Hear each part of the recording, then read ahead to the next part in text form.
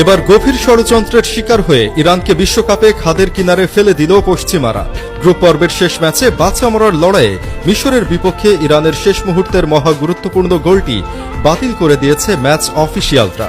বিশ্বকাপে এখন পর্যন্ত আনবিটেন থেকে নকআউট পর্বে কোয়ালিফাই করার পথটা মসৃণ করে রেখেছিল ইরানিরা, কিন্তু সেই পথে আবারও বাধা হয়ে দাঁড়ালো আমেরিকান ঘাঁটি। অথচ ফিফা থেকে বলি উড়ানো হয় ফুটবলে কোনো পলিটিক্স, বৈষম্য এসবের ঠাঁই নেই, কিন্তু ইরানের সাথে আজ দিনে দুপুরে বলতে গেলে যে ডাকাতি হলো তা বিশ্ব ফুটবলে এক কলঙ্কের দাগ কেটেছে। পশ্চিমা উগ্রপন্থীদের কারণে ইরানিদের মাঠের ফুটবলের সব পরিশ্রম শেষ পর্যন্ত ভেস্তে গেল। অনেক ফুটবল অ্যানালিস্ট ও সমর্থকদের মতে পশ্চিমারা ফুটবলের নিয়মকে ঢাল বানিয়ে ইরানের সাথে এক ধরনের অন্যায় করেছে।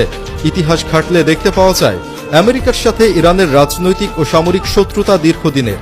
এই দুই দেশের মধ্যকার রাজনৈতিক দ্বন্দ্বের প্রভাব শেষ পর্যন্ত মাঠের ফুটবলেও এসে পড়ল। ইরানকে বিশ্বমঞ্চে কোনো বড় সাফল্য পেতে না দেওয়ার জন্য পর্দার আড়াল থেকে এক ধরনের মনস্তাত্ত্বিক ও প্রাতিষ্ঠানিক চাপ সৃষ্টি করা হয়, যার বলি হতে হলো ইরান ফুটবল দলকে।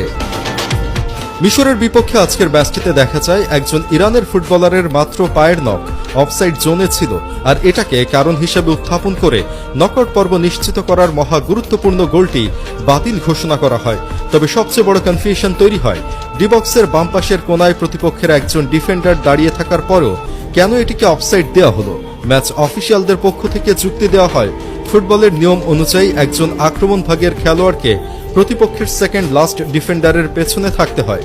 সাধারণত গোলকিপার থাকেন সবার শেষে, আর তার সামনে থাকা ডিফেন্স লাইনের শেষ প্লেয়ারটি হয়ে থাকেন সেকেন্ড লাস্ট ডিফেন্ডার।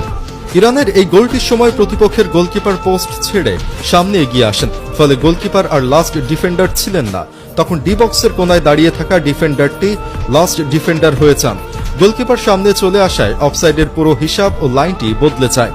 নতুন নিয়ম করা এই অফসাইড লাইনের চেয়ে ইরানের খেলোয়াড়ের পায়ের নখ সামান্য এগিয়েছিল, আর এই কিঞ্চিত নিয়মের কারণেই রেফারি গোলটি বাতিল করেন। খেলার মাঠে এত সূক্ষ্ম নিয়ম এবং খুঁত খুঁজে বের করার প্রবণতা অনেক সময় বড় দলগুলোর পক্ষে রেফারিরা তা এড়িয়ে যান।